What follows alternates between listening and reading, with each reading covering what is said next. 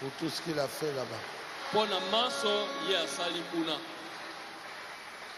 Ils ne seront pas Bakokokate. mais brisés. Kobuka ngai kopanza ngai. Ils ne seront pas. Bakokokate. Pourquoi? Pona nini?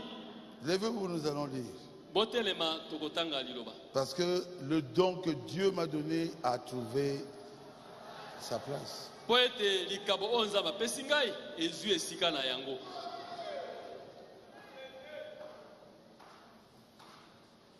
Ouvrez vos Bibles dans Jean. Bofungola ba Biblia na bino na Yohane.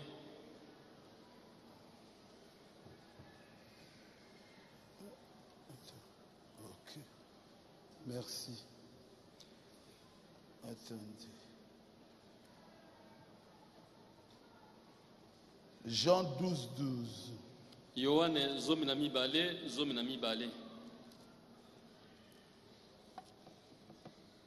Le lendemain, une foule nombreuse de gens venus de la fête ayant entendu dire que Jésus se rendait à Jérusalem, prirent des branches de palmier et allèrent au-devant de lui en criant: Hosanna!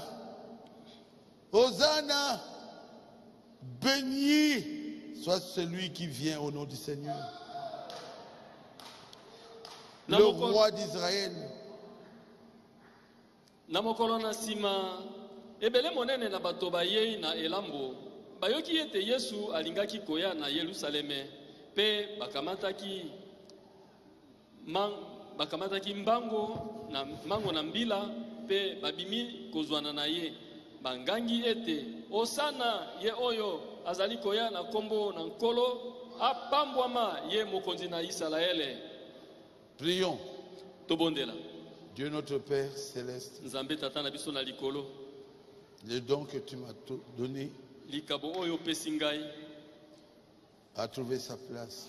ezwi esika na yango. Sois avec nous. Zala elongo na biso. Éclaire toute personne qui écoutera cette prédication Pengengisela moto nyonso oyo akoyoka liteya oyo. sur ce que je suis Likolo na oyo ngai nazali. et sur le don que Dieu m'a donné. Pe likolo na likabo oyo yo pesi ngai. Au nom de Jésus. Na Amen. kombo na Yesu. Amen. Veuillez vous asseoir. Bovanda. Je serai très court. Na kozala pena mokuse mingi. Nous remarquons Tozali komona que quand Dieu envoie un don, ete tango Nzambe atindi likabo, ce don-là est souvent rejeté. likabo wana mingi ebwakamaka. Des gens vont parler contre ce don. Bato bakoloba mabe na likabo oyo. Mais plus tard, Kasi sima na mikolo, ce don finira par trouver sa place. likabo oyo suka ekoya kozwa esika na yango. Joseph, Yosefu, Dieu lui avait donné un don. Nzambe apesaka ye likabo. Et ce don a été rejeté même par ses propres frères. Pe likabo yango eboyamaki ata epa na bandeko na ye moko penza. Il fut haï. Ainamaki. La jalousie Zuwa avait envahi le cœur de ses frères. etondisamaki na mitema na bandeko na À ye. cause du don que Dieu avait donné à qui? À Joseph. Na tina na likabo Nzambe apesaki na nani? Na Joseph. Chez nous, les Anamongo ont dit, Epa na biso bana mongo balobaka boye. Moninga Azui, c'est Pela. Moninga zwi sepela. Yayo, Ekoya. Oya yo pe eza na nzela. Comment tu peux être Joseph? Joseph, Dieu lui a donné le don. Ndenge nini yo lingo za Joseph? Nzambe moto apesi Joseph Et likabo. le don a été donné dans un but spécial. Pe likabo wana epesamelaki ye na tina moko ya lolenge pour mosusu aider sa famille plus tard en Égypte.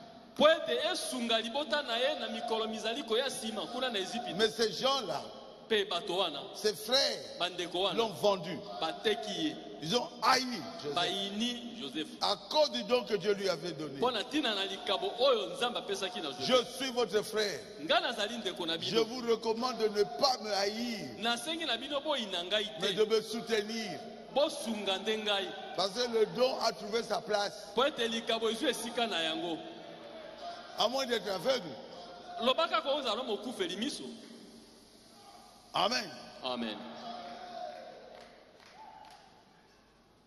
Et il a régné Mpe akonzaki en Égypte. na Ezipito.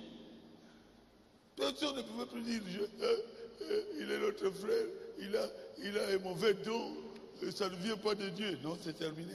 Au contraire, c'est lui qui les a aidés. Moto moko te akokaki koloba te azali na likabo ya lokuta azali ndeko na biso te nzoka ye nde moto asungaki bango. Quelqu'un peut dire Amen. Amen. L'amen de frère Toto. Amen. C'est ce don-là Likabo wana qui les a aidés en Égypte. nde esungaki bango kuna na Ezipito.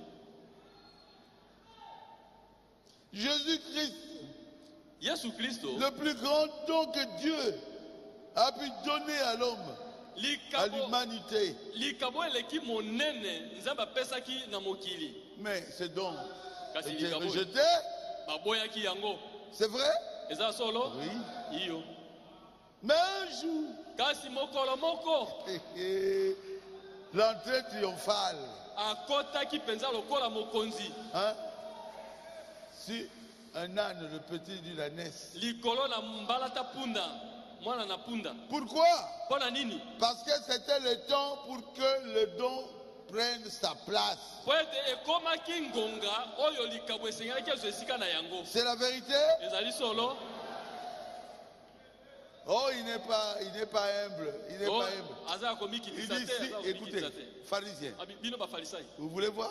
olingi bomona Le don likabo a trouvé sa place. ezwi esika na yango. Vous ne comprenez pas? Bososola te, Vous ne voyez pas les signes? bomona bilembo te. Lazare, Lazaro ressuscité. asekwaki, Yomeka. essaye un peu. J'ai marché sur l'eau. Ngai natamboli likolo na mai. Yomeka. Essaye aussi. Si ces gens se taisent, Soki bato bafandi kimia je vais ordonner nakopesa mitindo à ces pierres ici na mabanga oyo de me glorifier. ekumisa ngai. Pourquoi? Mpo na nini? Parce qu'aujourd'hui, Mpo lelo le don de Jésus likabo oyo nazali na yango doit être glorifié. esengeli ezwa esika na Le yango. don de Jésus Likabo na Yesu a trouvé sa place. ezwaki esika na yango. C'est la vérité. Ezali solo iyo C'est terminé, mes frères. esili bandeko. J'ai été rejeté pendant 13 ans. Ngai babwakaki ngai baboyaki ngai mibu zomi na Je misato. peux dire que j'étais à l'hôpital, quelqu'un est guéri. On dit, oh, nakoki nazalaki na l'hôpital nabondeli moto abikaki bia te. Oh. Guérison divine, guérison divine. lobiko na nzoto kouta na nzambe. Et quand ils voient un miracle, ntango bamoni ekamwiseli oh non, o te il doit être un magicien. te asengeli azalaka moi solo. Mais aujourd'hui, kasi lelo le monde entier sait mokili mobimba eyebi ce qui se trouve dans Baruti. oyo ezali kati na baruti awa.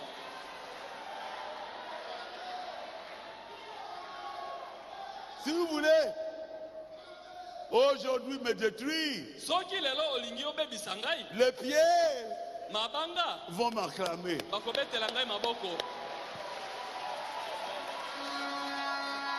Pourquoi? Mpo na nini? La nature attend ekelamu ezali kozela la manifestation des fils de Dieu. bomonisami ya bana na Et nzambe. quand la nature voit les Mpe miracles, ntango ekelamu emoni ils makamwiseli disent, ah, ah, bientôt nous allons partir. kala mingi te tozali kokende. Même ceux qui sont dans les tombes, ata bao bazali kati na ils bakunda savent bazali koyeba que Baruch est serviteur de Dieu. ete baruti azali mosali na nzambe. Parce qu'il faut la manifestation des fils de Dieu Mpo ebongi malamu bomonisami ya bana Pour mibali que ya nzambe mpo ete bango ressuscite. bakoka kosekwa. C'est la vérité. Ezali solo iyo On se moquait du message de Frère Branham. babandaki kotiola sango ya ndeko Branham. Même les églises de réveil, Ata bamasambo ya kolamuka ils ne peuvent plus se moquer de nous. bakoki lisusu koseka biso te À cause de ce petit don que Dieu m'a donné. na ntina na mwa likabo moke oyo nzambe apesi Ils savent que bayebi ete ceux du message baoyo sango malamu ont un certain barouk baza na moto moko baruti qui manifeste Dieu. oyo azali komonisa nzambe Et c'est la vérité. ezali ya solo. Amen. On me chassait. bazalaki kobenga na ngai Je pars à Yolo. nakende na yolo Je dis, Jésus est Dieu. Ok. nalobi yesu azali nzambe. J'avance. nakie liboso Baptême au nom de Jésus. libatisi Ok. na nkombo na yesu J'avance. tondimi.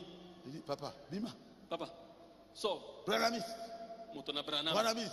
Tona Mais Branham. aujourd'hui, kasi lelo ces gens-là bato wana viennent chez moi bayaka epa na ngai pour que je prie pour eux. po ete nabondela mpo na bango. Non, maman, je suis votre fierté. ezali te mpo ezali lipamu na bino. Est-ce que c'est la vérité? ezali ya solo.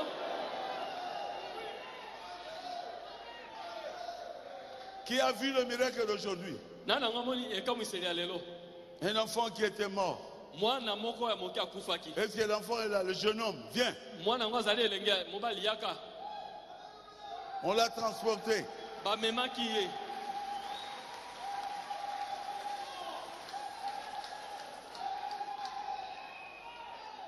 Qu'il vienne ici, aya awa complètement en bonne santé. azalaki mpenza ya kokufa. J'ai prié, na bondeli Dieu l'a guéri. nzambe abikisi ye. Wapiye, il est où? aujourd'hui, lelo kaka vous êtes malade, ozobela vous serez guéri. okobika. Le don de Dieu, likabo na nzambe personne ne peut encore le détruire. moto moko te akoka lisusu kobebisa Même yango. pas Ferguson. ata Ferguson Non, te non. te.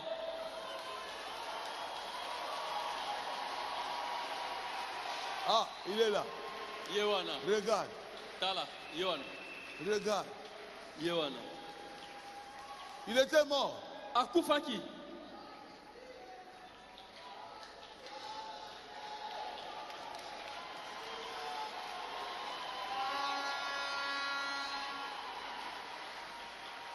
Il est là.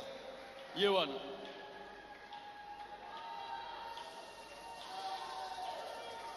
Dieu l'a guéri complètement. nzambe abikisi ye na mobimba Ayaki bazako memaye. et on le transportait. Yewan. Le voilà.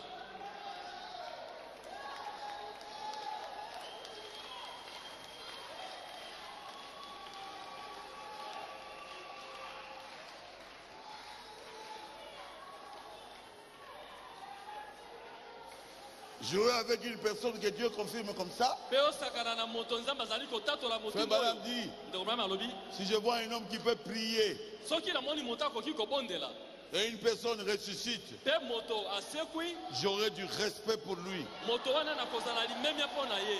Moi, c'est une dizaine de morts ressuscités. Ngai bato koleka zomi basekwa Et Dieu continue mpe nzambe azali kokoba à me confirmer. na kotatola ngai.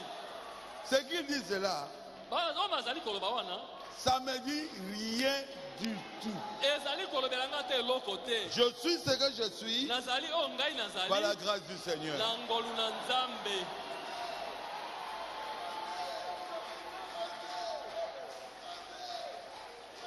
Quelqu'un peut dire Amen. Amen.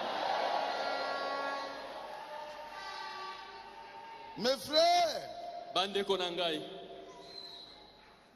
si tu as un appel divin, soki ozali na kobiangama ya nzambe alors que les gens te rejettent, mpe na boye bato baboya yo sois tranquille. fanda kimia. Un jour, mokolo ezali ils vont reconnaître que toi, tu es serviteur de Dieu. bakoya koyeba ete yo ozali mosali na nzambe.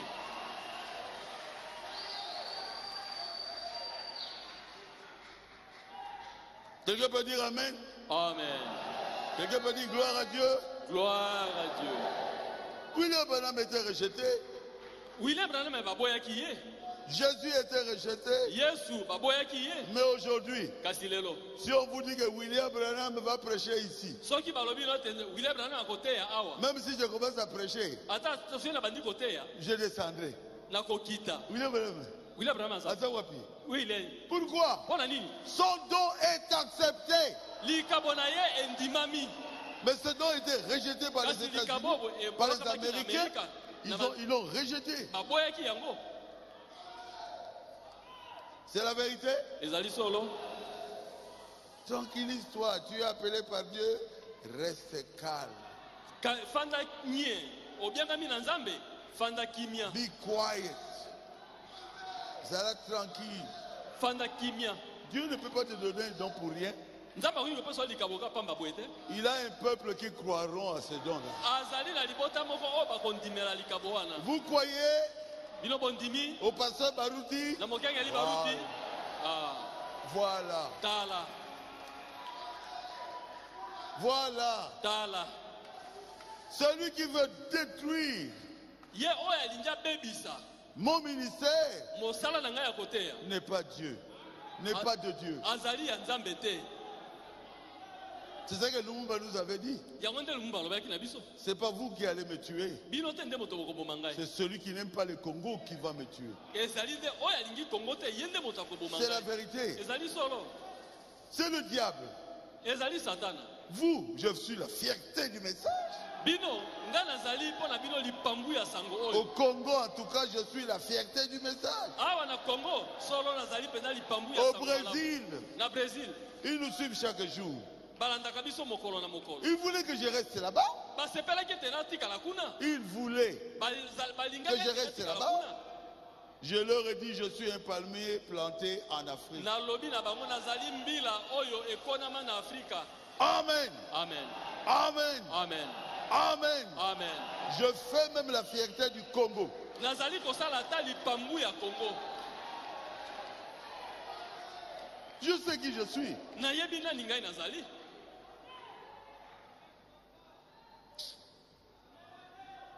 Merci beaucoup. matondi mingi.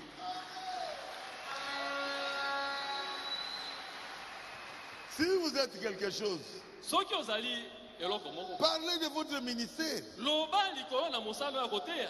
Laissez le ministère faire Barouti tranquille. tika mosala ya koteya ndeko baruti kimia. Toi, tu vas dire, oh, yo kokende koloba o toi, yo Jean-Baptiste, tu es menteur. yohani mobatisi yo lo moto na lokuta Comment? ebanda boni. Il dit ce qu'il est. azali koloba oyo azali. Je suis la voix qui crie dans le désert. nazali mongongo mongangi kati na lisobe. Ah, nous avons écouté. toyoki Et ils sont rentrés. mpe bazongi. Ce pharisien-là était sage. bafarisayo na bazalaki bato na mayele. Jésus, qui es-tu? yesu yo oza nani. Je suis le Messie. nazali masiya. C'est tout. suka wana. William Branham, qui es-tu? william branham yo oza nani. Je suis Malachie 4. nazali malaki ya minei. Moi, je ne veux pas discuter avec lui. ngai nakoki kobendana maloba Oh, na ye c'est te. moi Malachie 4. oyo ngai nde malaki minei te. Moi, je ne suis pas Malachie 4. ngai na malaki minei C'est te. moi qui fais la relève ngai nde nazali kokitana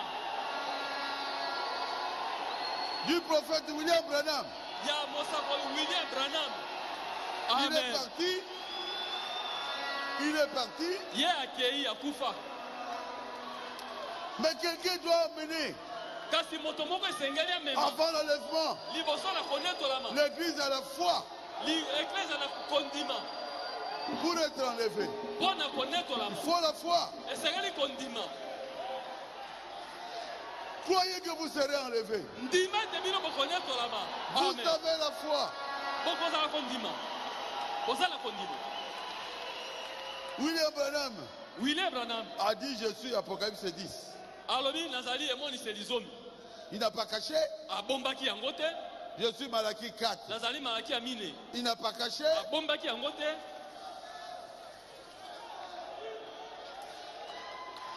Moi, je dis clairement, ngai nalobi polele. après le frère Branham, nsima na ndeko branham je continue. tozali kokoba.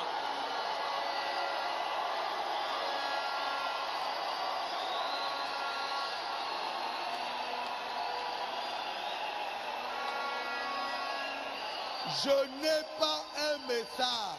Ngai nazali na sango na ngai moko te. Mais frère Branham est clair. Ndeko Branham azali polele. Après moi, Sima na ngai, quelqu'un viendra. moto moko akoya. Mais il prêchera ce message. Kasi akote ya sango oyo.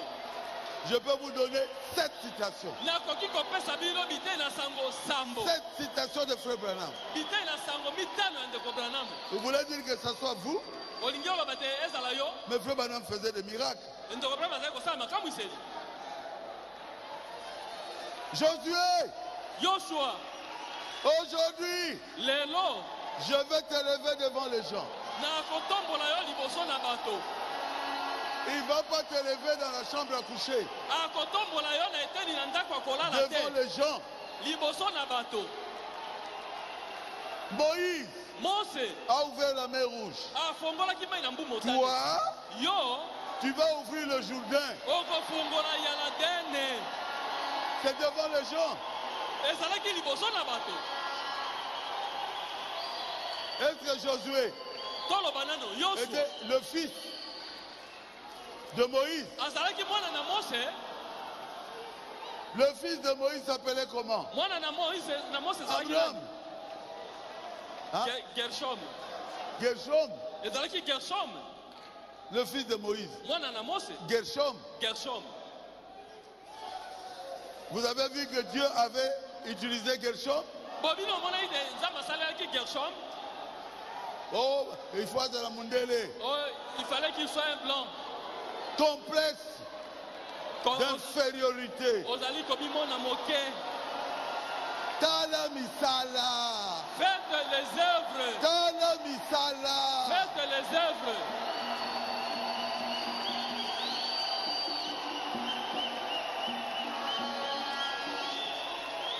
Dieu ne regarde pas la peau. Zamba talaka loposo te. Dieu se manifeste Nzambe amimonisaka. aux blancs, Epa na aux mindele. noirs, Bato moindo. aux indiens, Epa na bato na aux Inde. japonais, Ba japonais. pas seulement aux américains, Kaka bato na Amerika te. pas seulement aux blancs. Kaka mindele te. J'avais lu ça ici, non? Natangaka yango awa. Dans la prédication de la dédicace. Na lite wana ya kobulisa. Dédicace. Ya dédicace. Dieu peut travailler avec un noir aussi. Nzambe akoki mpe kosala na moto Au moindo. Kasongo, nom du village. Kombo ya bato ya mboka. Oui, Eh, je suis congolais. nazali moto na Congo. Je préfère mon nom du village. Nasepeli na kombo na ngai ya bato ya Congo. Ya mboka. Écoutez, Boyoka. mon nom était Kombo na ngai ezalaka Baruti Baruti Léonard. Léonard. J'ai dit, ah, Nabi ah, Baruti. Baruti. Il y a beaucoup d'Espagnols. Bato na espagnol bazali ebele. Du nom Baruti. Ya bakombo Baruti.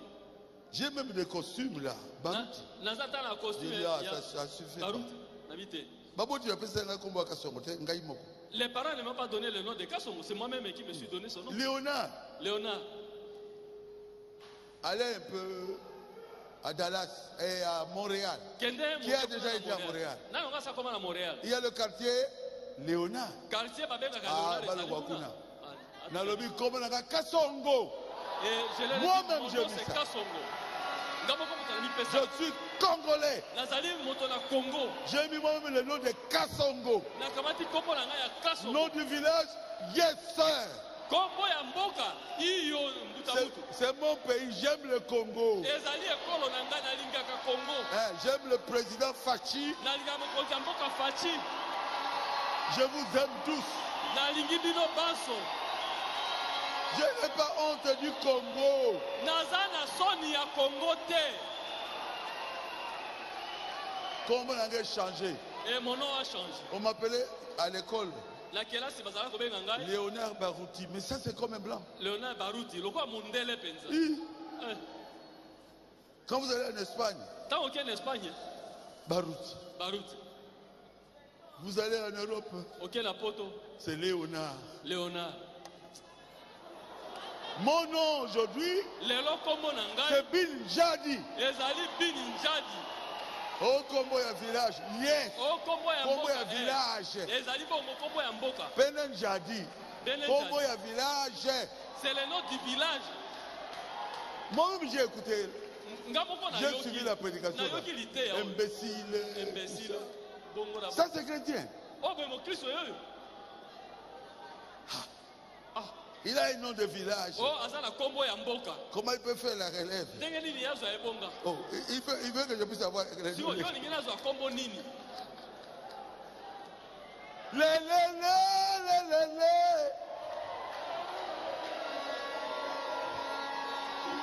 Alléluia.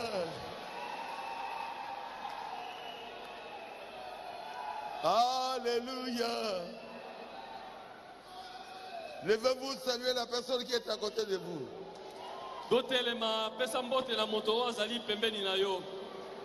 Dis-lui, je t'aime. C'est l'année d'amour. Même si la personne ne t'aime pas, mais toi aime cette personne-là. Hein? Moi aussi je t'aime, mon frère. Merci, pasteur.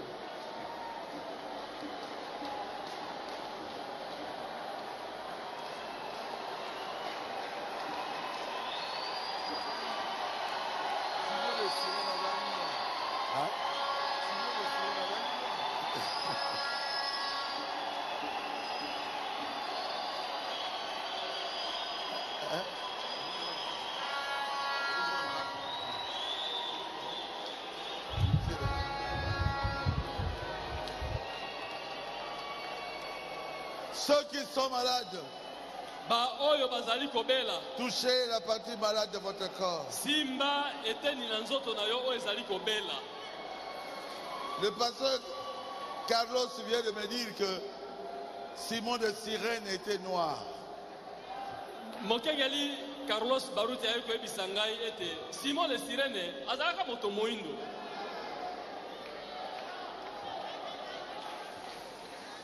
Alléluia.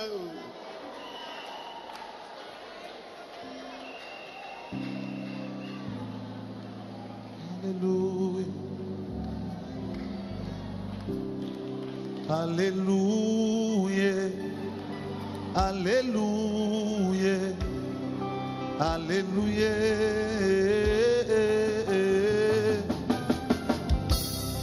J'ai longtemps marché comme un aveugle ici-bas, mais quand tu m'as tendu la main, je suis qu'avec toi je peux vivre. J'ai longtemps marché comme un aveugle ici-bas, mais quand tu m'as tendu la main, je suis qu'avec toi je peux vivre. S'il y a un temps, Seigneur, où tu voudras me lever, c'est maintenant, Seigneur, que j'en ai besoin. S'il y a un temps, Seigneur, où tu voudras me confirmer, c'est maintenant, Seigneur, que j'en ai besoin. Alléluia.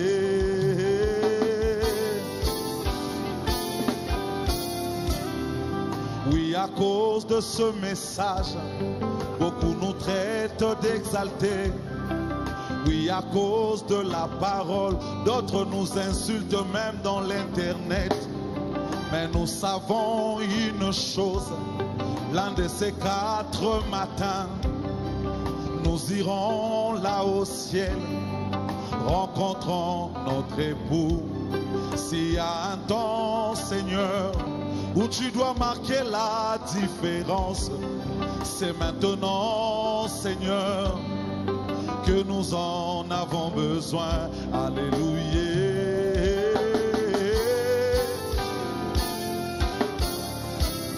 J'ai demandé à la sentinelle, qu'en est-il de la nuit? J'ai demandé à la sentinelle, qu'en est-il de la nuit? Et elle m'a répondu, la nuit est très avancée. Bientôt le mari fera son entrée. Bientôt les dieux des Baroudi fera son entrée. Mais avant avant cela, il faut qu'il y ait le surnaturel. Mais avant cela, il faut qu'il y ait la colonne de feu. Nous voulons voir un homme qui peut dire à un mort, alléluia, par ton atout, reviens dans ce corps. Nous voulons voir un homme qui peut convoquer toute l'assemblée et les amener dans un stade et dire, sortant Dieu de l'histoire. Alléluia. Alléluia.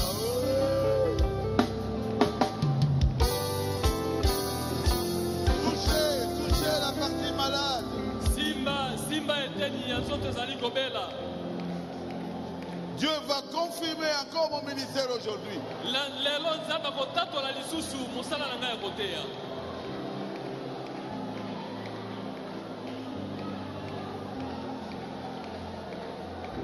Je parle à Satan et à tous les démons de maladie. Nazali kolobela Satana pe milimo nyonso ya bokono.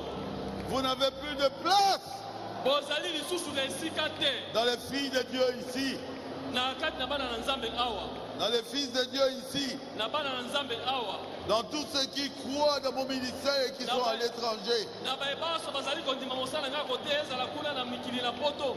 Démons de maladie, Milimo ya bokono. au nom de Jésus-Christ, Na kombo na Yesu Kristo. sortez de leur corps. Bima na nzoto na bango. Démons de malaria, Molimo ya malaria. au nom de Jésus-Christ, Na kombo na Yesu Kristo. sort de leur corps. Bima na nzoto na bango. Démons de la typhoïde, Molimo ya typhoïde. au nom de Jésus-Christ, Na kombo na Yesu Kristo. sort de leur corps. Bima na nzoto na bango. Démons de la sinusite, Molimo ya sinusite. au nom de Jésus, Na kombo na Yesu. sort de leur corps. Bima na nzoto na bango. Démons de cirrhose de foie, Molimo ya cirrhose de foie. au nom de Jésus-Christ, Na kombo na Yesu Kristo. sort de leur corps. Bima na nzoto na bango. Démons de la carie dentaire, Molimo ya carie dentaire. au nom de Jésus-Christ, Na kombo na Yesu Kristo. sort de leur corps. Bima na nzoto na bango. Démons de l'hypertension, Molimo ya hypertension. au nom de Jésus-Christ, Na kombo na Yesu Kristo. sort de leur corps. Bima na nzoto na bango. Démons de l'hypotension, Molimo ya hypotension. au nom de Jésus-Christ, Na kombo na Yesu Kristo. sort de leur corps. Bima na nzoto na bango.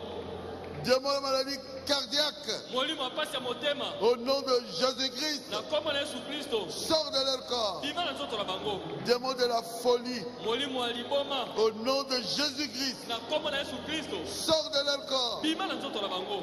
Démons de méningite, Molimo ya meningite. au nom de Jésus-Christ, Na kombo na Yesu Kristo. sort de leur corps. Bima na nzoto na bango. Démons de cécité, Molimo ya kufa miso. au nom de Jésus-Christ, Na kombo na Yesu Kristo. sort de leur corps. Bima na nzoto na bango. Démons de glaucome, Molimo ya glaucome. démons de cataracte, Molimo ya cataracte. au nom de Jésus-Christ, Na kombo na Yesu Kristo. sort de leur corps. Bima na nzoto na bango. Démons d'AVC, Molimo ya AVC. au nom de Jésus-Christ, Na kombo na Yesu Kristo. sort de leur corps. Bima na nzoto na bango. Démons du rhumatisme, Molimo ya rhumatisme. au nom de Jésus-Christ, Na kombo na Yesu Kristo. sort de leur corps. Bima na nzoto na bango. Démons de la lèpre, Molimo ya mbala. toutes les maladies de la peau, Pe bokono nyonso ya loposo. sortez de leur corps. Bima na nzoto na bango. Démons de goitre, Molimo ya likehu. au nom de Jésus-Christ, Na kombo na Yesu Kristo. sort de leur corps. Bima na nzoto na bango. Démons de mari de nuit Molimo ya mibali ya butu. et de femmes de nuit, Pe ya basi ya butu. je brise ce mariage Na nu buki mabala oyo ya butu. aujourd'hui Lelo sur mes enfants. likolo na bana. Ne venez plus les troubler la nuit. Bokoya lisusu kotungisa bango na butu te. Sortez de leur vie. Bima na bomoi na bango. Démons de sirène, Molimo ya mami wata. au nom de Jésus-Christ, Na kombo na Yesu Kristo. sortez de leur corps. Bima na nzoto na bango. Démons de tatiwata, Molimo ya tati wata. au nom de Jésus-Christ, Na kombo na Yesu Kristo. sortez de leur corps. Bima na nzoto na bango. Démons des liens de famille, Molimo ya singa mabota. démons des coutumes, Molimo ya bokoko. sortez de leur vie. Bima na bomoi na bango. Ils ne sont plus dans Bazali ya bino te.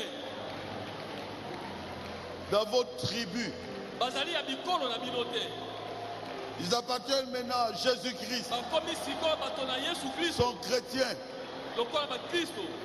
Tous les démons Milimo mabe nyonso de coutume, ya bokoko, tous les démons milimo nyonso de liens de famille, ya basinga ya libota sortez de leur vie. tobima na bomoi na bango. Tous les envoûtements bolokami nyonso que le sorcier avait projetés sur eux, oyo bandoki babwakelaki bango au nom de Jésus-Christ, na kombo na Yesu Kristo, que ça soit sans effet yango eza na nguya dans leur vie. na bomoi na bango. L'ombre de la mort, Elilingi na kufa au nom de na Jésus-Christ, kombo na Yesu Kristo, sortez de leur corps. bima na nzoto na bango. Démons des accidents, Molimo ya makama au nom de Jésus-Christ, na kombo na Yesu Kristo, sortez de leur corps. bima na nzoto na bango. Démons d'anémie SS, Molimo ya anemi SS, sort de leur corps. bima na nzoto na bango. Que le sang soit changé Makila na bango ebongwana de SS en AA. kolongwa SS ekoma AA. Démons de la prostitution, Molimo ya kindumba fornication, ya pite impudicité, ya mbindo au nom de Jésus-Christ, na kombo na Yesu Kristo, sortez de mes enfants. bima na bana na Nzambe. Ali de Lézari, Bokendela bisa bikauki. démons de divorce, Molimo akoboma mabala au nom de Jésus-Christ, na kombo na Yesu Kristo, sortez de leur vie. bima na bomoi na bango. Démons de la haine, Molimo akoyina au nom de Jésus-Christ, na kombo na Yesu Kristo, sort de leur vie. bima na bomoi na bango. Démons de la colère, Molimo ya kanda au nom de Jésus-Christ, na kombo na Yesu Kristo, sort de leur vie. bima na bomoi na bango. Démons de la magie, Molimo ya kisoloka au nom de Jésus-Christ, na kombo na Yesu Kristo, sort de leur vie. bima na bomoi na bango. Démons de la sorcellerie, Molimo ya kindoki au nom de Jésus-Christ, na kombo na Yesu Kristo, sort de leur vie. bima na bomoi na bango. Démons des sciences occultes, Molimo ya science occulte au nom de Jésus-Christ, na kombo na Yesu Kristo, sortez de leur vie. bobima na bomoi na bango. Masque de vieillesse, Elilingi na bonunu mauvais sort, ya botutu au nom de Jésus-Christ, na kombo na Yesu Kristo, sortez de leur vie. bima na bomoi na bango. Démons de souillure, Molimo ya mbindo masturbation, ya komisepelisa nzoto au mobali nom de Jésus-Christ, na kombo na Yesu Kristo, sort de leur corps. bima na nzoto na bango. Démons d'homosexualité, Molimo ya mibali basi pornographie, ya kotala bato bolumbu au nom de Jésus-Christ, na kombo na Yesu Kristo, sort de leur vie. bima na bomoi na bango. Démons de pauvreté, Molimo ya bobola malchance, makila mabe au nom de Jésus-Christ, na kombo na Yesu Kristo, sort de leur vie. bima na bomoi na bango. Démons de banditisme, Molimo ya bakuluna au nom de Jésus-Christ, na kombo na Yesu Kristo, sort de leur vie. bima na bomoi na bango. Démons de la gastrite, Molimo ya gastrite au nom de Jésus-Christ, na kombo na Yesu Kristo, sort de leur vie. bima na bomoi na bango. Démons de la hernie discale, Molimo ya hernie discale au nom de Jésus-Christ, na kombo na Yesu Kristo, sort de leur vie. bima na bomoi na bango. Démons de la hernie, Molimo ya lingundu au nom de Jésus-Christ, na kombo na Yesu Kristo, sort de leur vie. bima na bomoi na bango. Démons des infections de la peau, Molimo mabe ya bainfection ya loposo au nom de Jésus-Christ, na kombo na Yesu Kristo, sort de leur corps. bima na nzoto na bango. Démons des infections urinaires, Molimo ya bainfection ya masuba au nom de Jésus-Christ, na kombo na Yesu Kristo, sort de leur corps. bima na nzoto na bango. Démons des infections du sang, Molimo ya bainfection ya makila au nom de Jésus-Christ, na kombo na Yesu Kristo, sort de leur corps.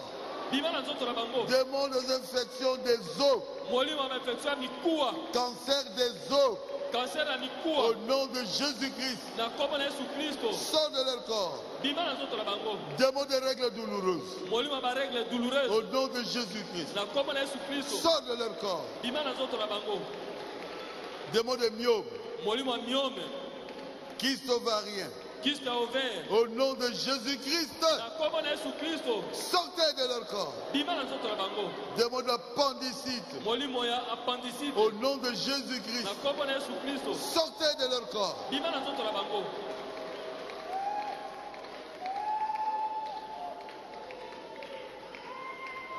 Démon de cancer de pancréas.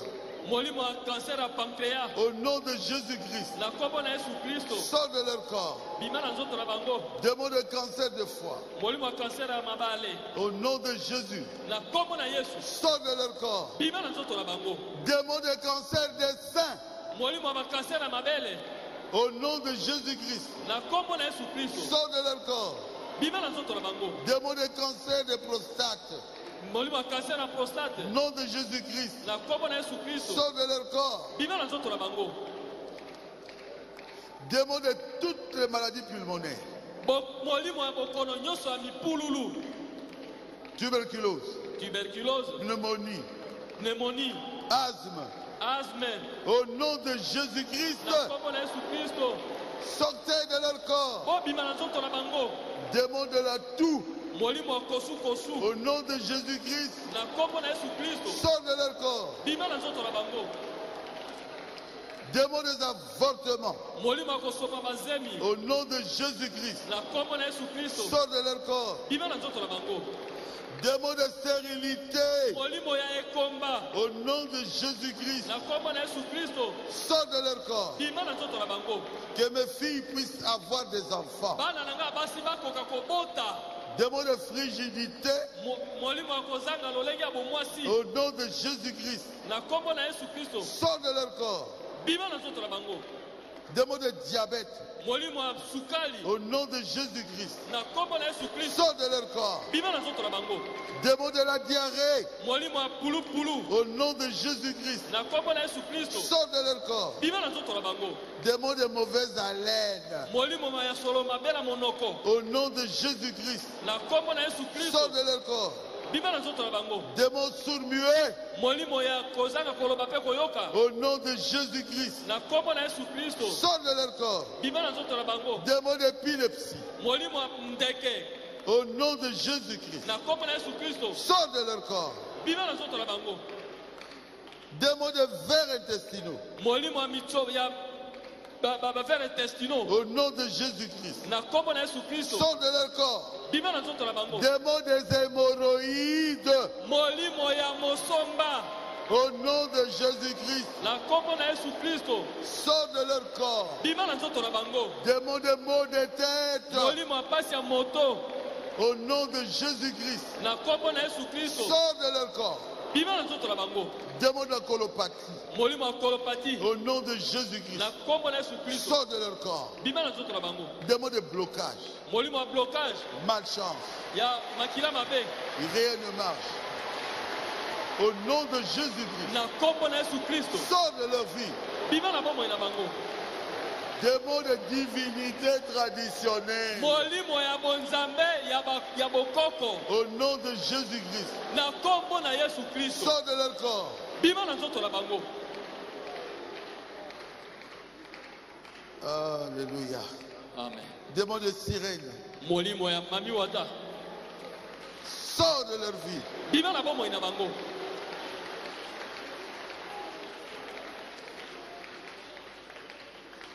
Seigneur Jésus, Kolo Yesu. tu es Dieu. Ozali nzambe.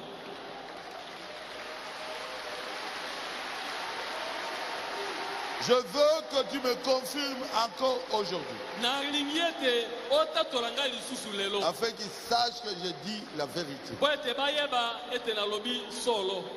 Que les malades soient guéris Ete babeli babika au nom de Jésus. na kombo na Yesu. Tous les démons que je n'ai pas cités, Milimo mabe nyonso oyo natangi te. je vous ordonne, Napesi bino mitindo. sortez de ces gens Bima na bato oyo au nom de Jésus-Christ. na kombo na Yesu Kristo.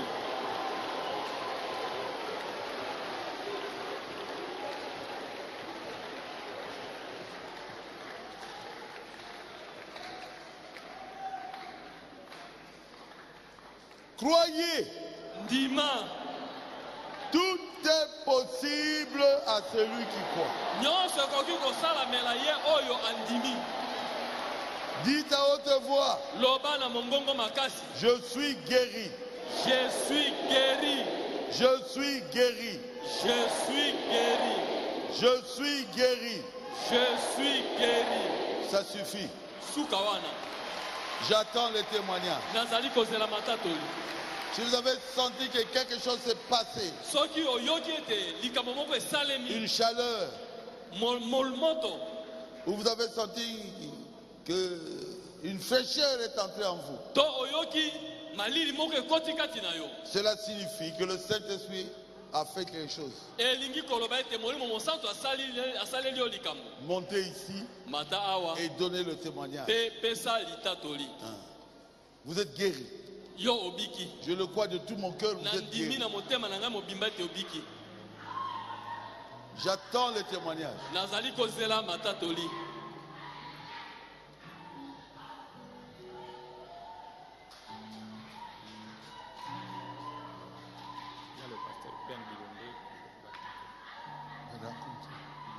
Oui.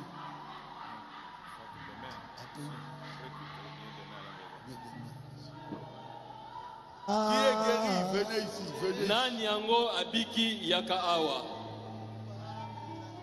Je sais que je prêchais la vérité. Nayebi ete na tei solo. Dieu doit confirmer la vérité. Nzambe atindami atatola solo.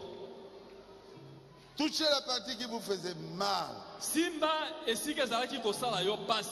Si vous ne sentez plus rien, Soko ozali koyoka lisusu eloko te. c'est que vous êtes guéri. Elingi koloba ete obiki. Venez ici pour donner le témoignage. Yaka awa mpona kopesa litatoli.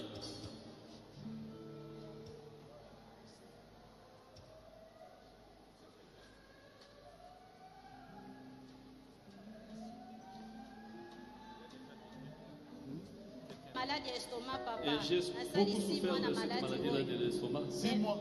J'ai fait 6 mois avec cette maladie. Et je suis arrivé ici seulement aujourd'hui. Et pendant que j'étais là, j'ai tremblé. Et j'ai senti mon corps devenir très léger. Yo monde la kawate. Je ne prie pas avec vous. Acclamez le Seigneur Jésus. Maboko mpona kolo Yesu. Sekele ya esebo, sekele ya esebo, mosika na Yesu nakosuka wapi?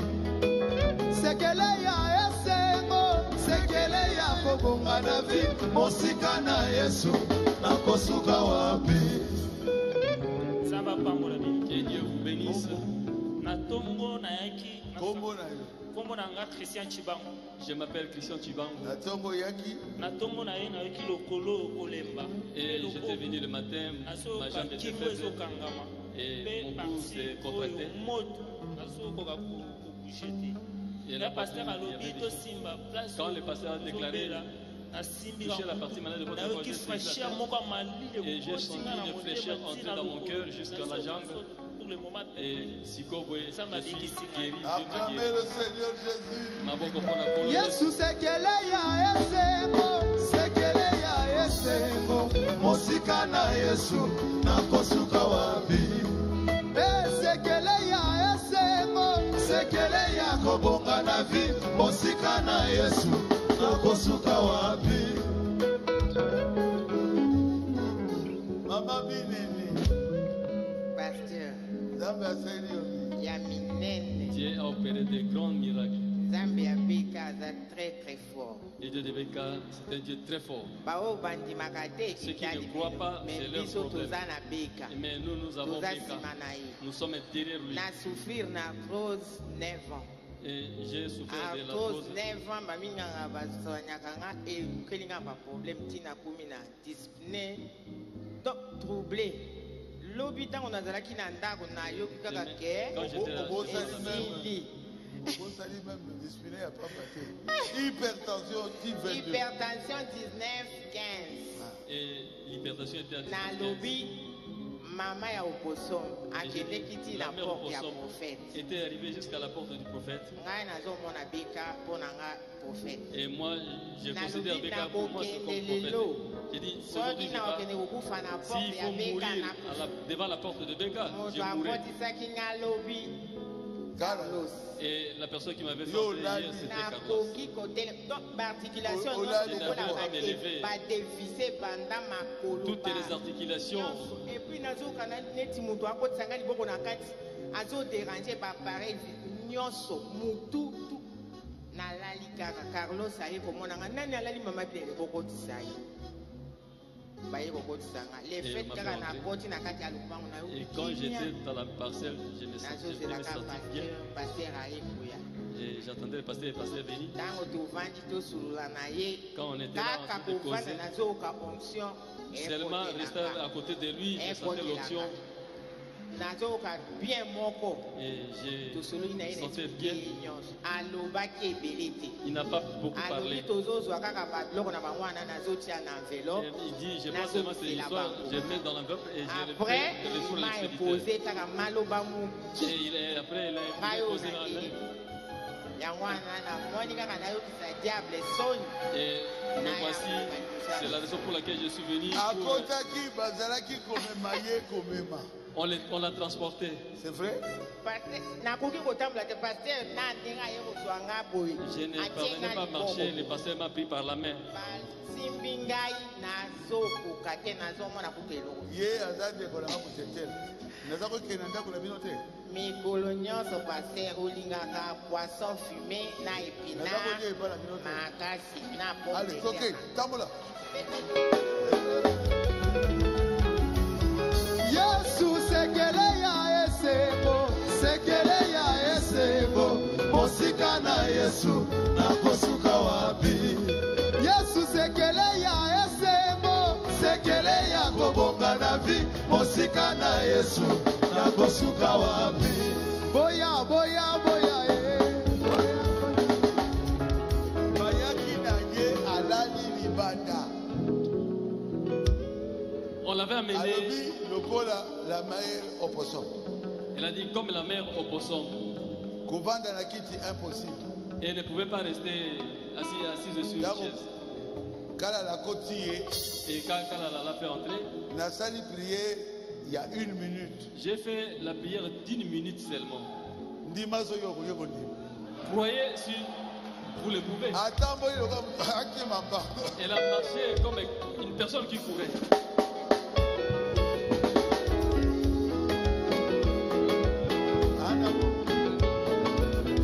Yesu sekele ya esebo, sekele ya esebo, mosika na Yesu nakosuka wapi?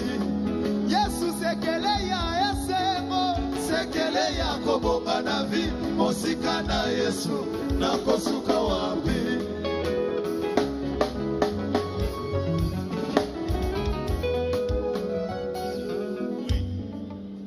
Kola pambola bino Yo pe pesa kombo.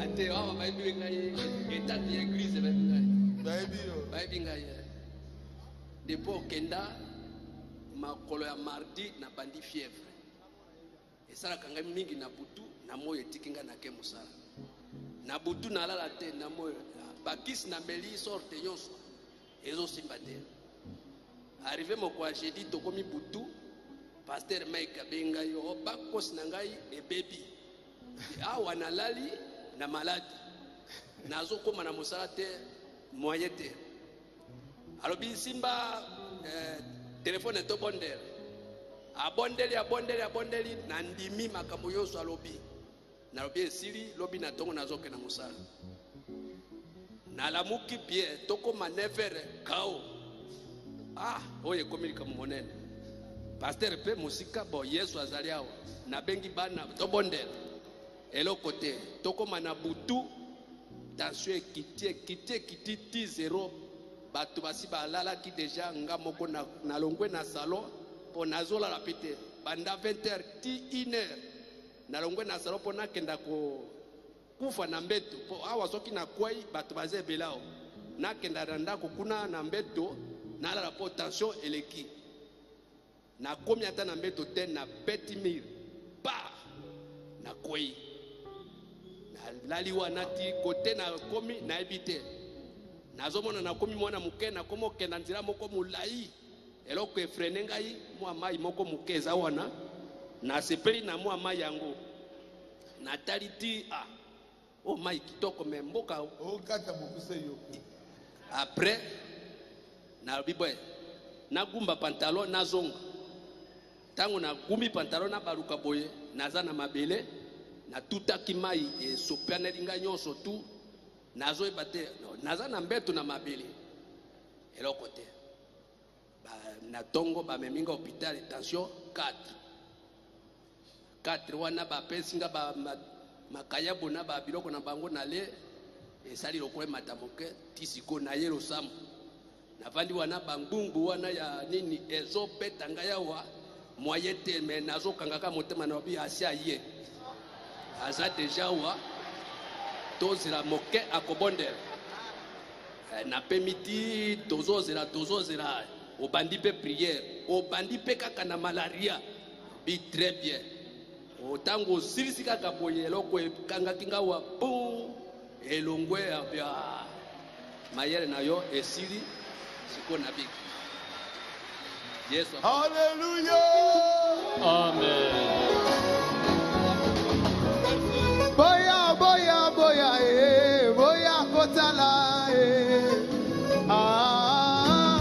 azana bomo, kolo Yesu alongolinga soli, masia Yesu akabelinga bomo, Que Dieu vous bénisse. Amen. Je m'appelle Georges Mizengo. Je souffrais de maux des yeux. J'avais mal aux yeux. Et j'avais appelé le pasteur par téléphone. Pasteur Carlos Apriaki. Et le pasteur Carlos avait prié pour moi. Et je suis allé même aux cliniques universitaires. Mais aujourd'hui, quand je suis arrivé à l'église, j'avais la foi de savoir que si le pasteur venait, tout est fini. Et quand le pasteur commençait à prier, j'étais à genoux. Et j'ai senti une chaleur entrer en moi et j'ai transpiré. Et quand j'ai ouvert les yeux après, tout est fini. Qui me faut très bien comme auparavant. Très bien. Acclamez le Seigneur Jésus.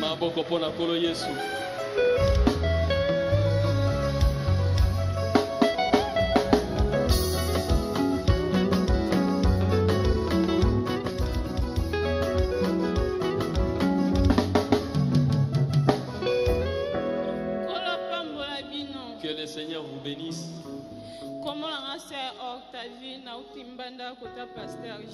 Je m'appelle Sœur Octavie, je viens de Mbandaka chez le pasteur Jacques.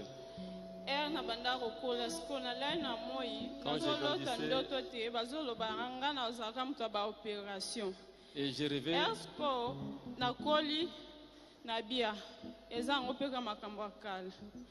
après ça ba opérer nga esili na vanzi après ça moi bambula misusu malade musu ezoenga na libumu soko mama biso alobi naza na mbongo te bapesuka bakalima sœur na biso musu azalaka na pembe na ebisinga biyebisa pasteur na bino musa ko prier na okisoni ngana bebela bato bona ko matana loba bondenge nini natika malade continue kaka santé na ngande nazala na ngozonga te ti les jours moboé na ye kokota prière na koti prière na vandi pasteur banguta lobi abando prière lobi mutamto simba pesa zo kapasi ezala dimanche na musuna bani pe ko simba pe na bando simba na binzambi na yoka soni et pas pasteur Jacques pe na ye kishasa nzambe sunga kanenge pasteur alobi sunga na ukakimia toza mbongo opération te Seigneur na tie pe liboko na ngana bando simba na simbi na santis connaître lo mobwe koti kati na nga ebimimba moko na okina tikali pepele na bi eseza solo te ya ba venture na simbi pona zara sana fini libumulanga place obo na yoka aka yango esape ndanet mwa mbuma na bite we ya ba venture na telemisko na bandosa physique bona okapelo te na ebisi mama utozala na epembeli mama na bite ke ndo pesa témoignage esko na eba bisinga ba bite zonga na epe kozonga yango nde na ye na ye kopesa témoignage pasteur ndenge osala priere nzambe akoti kati na yo mpe na yoki kimia nzambe akumisama papa. Acclamez le Seigneur Jésus. Maboko pona nkolo Yesu.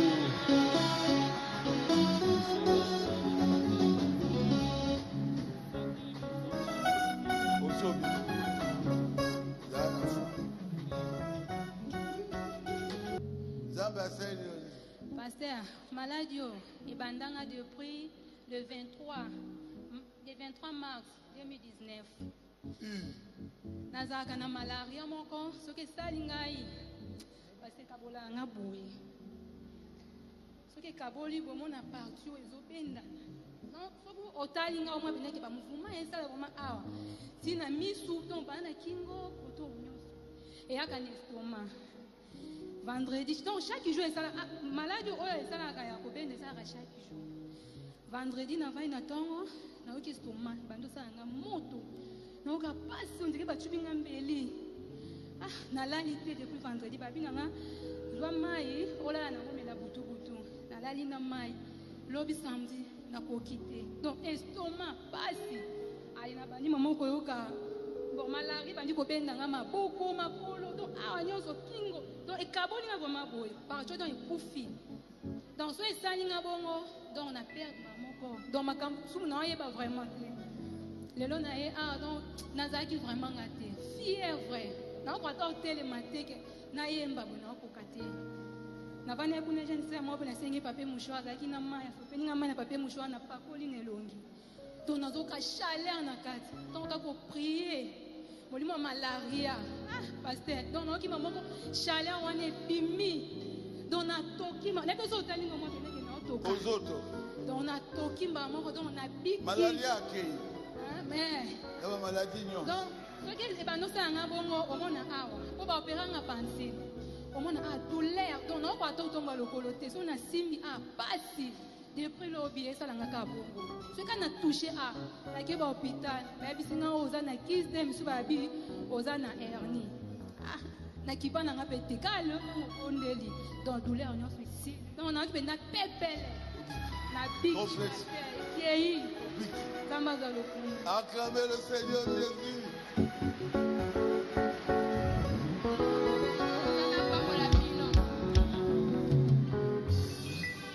Oui, ma fille. Amen. Pasteur, nzambe abikisi ngai. Kombo na yo. Kombo na nga Kabanga Christine. Kabanga Christine. Nzambe asali yo nini? Nzambe asali nga peza kokamwa pasteur. Nga bandana bambula sansa nyonso pasteur nga nabelaka kaka sansa nyonso nga nabelaka pasteur botala likolo na nga oyo nga na bando obela te nga na ntongo boye nango na likolo basala nga pasi na pasi avotombataka ba 8 heures nango likolo efimbi mpe osasala makila awa na basala bamakila bongo tokendaki hôpital tobangaki tokeye hôpital ta tokomi kuna na hôpital basebisanga bapesi bosoma bakisi eza bainfection eza bainfection ndenge nini bakomeli biso ordonnance ya bakisi wana balobi bokesoma bakisi wana abanda olanda batraitement tokende na ordonnance wana kuna pharmacie mpo tosoma bakisi wana etombe na 117 000 mpona likolo nanga oyo yango namona bona bi te nakendaki na kisi na biso nzambe akobikisa ngai ta tokomaki awa ezalaki jour ya veye tokutaki paster Carlos ne moto azalaki libanda wana tosololi na ye nalakisi likolo na ngai na paster tala likolo na ngai oyo ndenge bapaster bauti nanga akomi te bonanga mpona likolo na ngai oyo ata likolo o mbaso ebi nayebi na ngai te namoka likolo ndenge esali bamakila nazoyeba te abondeli mpona likolo na ngai oyo nakendaki ndako ata likolo yango namona yango ekiti kama likolo ekiti bato bazotuna ngai esi olandaki bakisi yango bakomelaki yo na bino alana bakisi te kana eglise na biso nde place bamonda mpona likolo na ngai eza suli avant-hier likolo wana ezongi lisusu yango likopesa nyonso bapasaka bamakila ndenge esalaki wana nakoka soki kotambola te ata kolia mpe nazolia te ata siko mercredi ata paster osema bandosambela asa mpe bato ya malade mpe ana eglise nabondeli mpe nabondeli kuna mpe makasi nalana tipi kuna na biro na ye te bato bazalaki ebele diaka moko azalaki kuna alobaki ndenge abondelaki wana zala nakondimake abondeli mpe mpo na yo mama mpe nakei ndako na nakei nda paster likolo ekitaki makila wana mpe yango yango mpe pasi ezomi lisusu pasi ekomi lisusu natongo apona ke eglise na biso bango nga na ke eglise nga natikala na ndako mpona mosi na bavertige nayoka nakoka te kasi tekeyeka eglise ntango nakomi awa ntango banda obondela obobonde mpo bato ya maladi nayoki dula nyonso wana esili paster yango nayaki akobondela mpo na ngai esili paster nalingi nabela lisusu te maladi yango esaka pasika ya lelo paster simba ye Yann. Oui. Aussi au Biki. Shalom. Shalom. En tout cas, naosa la bref, mes témoignages n'angé au sunga, ba jeune belé et au sunga ba chrétien belé. Je m'appelle Dieu Merci Akili. Je suis un architecte. Mon histoire, les pasteurs Mosendo connaît. Nazalaki na problème à Kasi, tant on a bando tanga, menzamba sungaki, nazu diplôme, na ici, je travaille en Angola, je suis à Luanda. Maintenant, on avait travaillé, j'avais un petit chantier, on avait travaillé. J'ai investi l'argent quelque part à un homme. Après ça, on a réclamé un bon parce que dans la province, nous sommes en travailler. Tant qu'on a eu besoin de Luanda, on a réclamé un bon. C'était à peu près $800. Après, ensemble, na yebo babetinga libanga awa libanga munene makasi babetinga libanga awa nazana j'ai la photo même ici libanga ekoti makasi maintenant tant ekoti makasi je ne sais même pas comment est-ce que j'ai entré dans des bureaux parce que je parlais portugais moi portugais moi quelque temps mais j'ai entré dans des bureaux des avocats je voyais des avocats je parlais avec eux et ils m'ont dit on t'offre quoi ba salelinga mukanda moko okende quelque part ba baye bilwanda okende quelque part okende ozobaso ya pamba Nathalie nalobi nzambe yozali nzambe ya wembe nzamba ya baruti sunga ngai c'était le 31 décembre on alinga na kufa j'ai dit ceci si on peut permettre na kufa j'allais mourir à l'église je suis parti chez le pasteur Willy Kiomi l'éveillé c'était à 22h moi j'étais arrivé à 11h et jusqu'à ce que Dieu a fait grâce, je suis là, n'a ni hôpital, mais quand les pasteurs priaient là, j'ai senti quelque chose ici, j'avais la crampe. Il y en a plus, Dieu a fait grâce, que le Seigneur bénisse mon papa.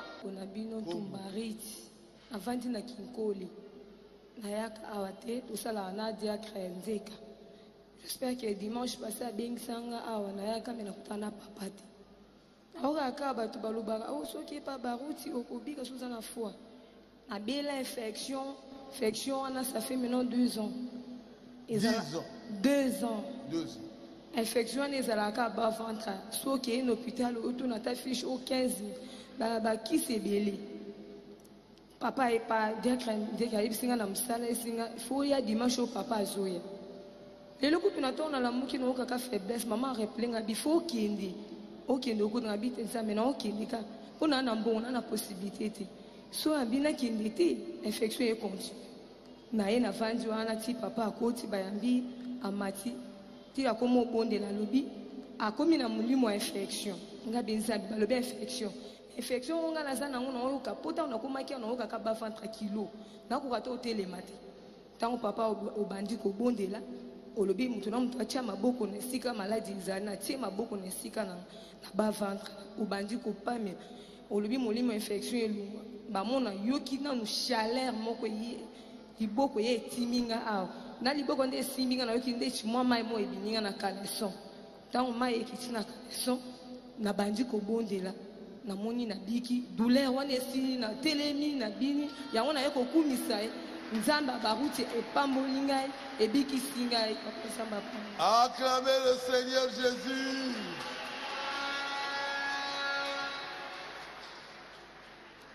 Nzamba pambola bino papa eloko ezolekela ngai na banda koya veye na l'église nakomi na rond-point na kiti na kati na makolo nakomi na ngambo place bato baotambola makolo nazomona na nsima na ngai te nokaka pu moto etuti ngai nakwei kokwea nakwei emateli ngai na likolo oyo ya pasi na biseigneur bamingi na ngonga oyo baza na botie na badistraction ya pambapamba ngai nalobi nazokende kofete na eglize vraiment seigneur yo permettre ka satan alonga ngai vraiment nasala aksida ka na likolo oyo ya pasi nzambe mponi oza na mawa na ngai te nauti na maladi ya trouble mental awo bikisi nga babitumba moko yelanga ka makasi nzambe yokelanga mpe mawa na lembi bamoko basere na biso bando ya mpe veye baexplike mpe bakroix-rouge nani baroulage baye wana komenase garçon na moto nga abi te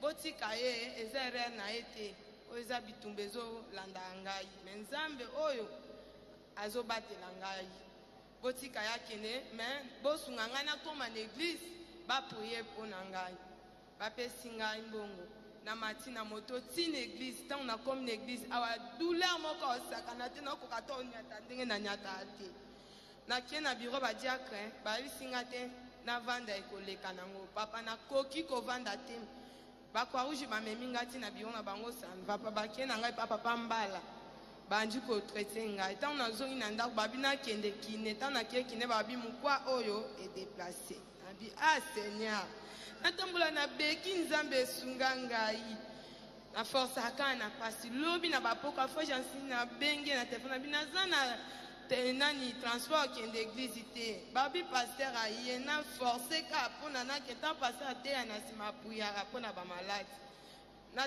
nabika mpe ata lobi nde baninga bazobika na force papa nazoyaka likolo kaka bongo na pasi ntango navandi mwana azodistraire nga nazokipe te nasimbika naoki lokola likolo eleli mpe ana kati kote awa nanyata nde nanyata na nyati vraiment nazokasuka eloko eza te na bike nzambe apesolo acclamez le Seigneur Jésus. nzambe apambola bino maboko mpo na nkolo yesu nzambe apambola bino Amen. kombo na nga beni kamwena nzambe abikisi ngai nazalaki miso namona na pasi so nalamuki nayoka miso pasi nana litoi nazala nani mbuma mo ebimanga na 2013 siko esalanga ka pasi siko ntango toosambela awa nayoki elo mobe ekotinga na miso apres nayoki bien na miso miso no ekomi omona bien bongo litoi litoi nde na evimba yanga mekiti mwandamo acclamez le Seigneur Jésus. maboko mpo na nkolo yesu ozomona nga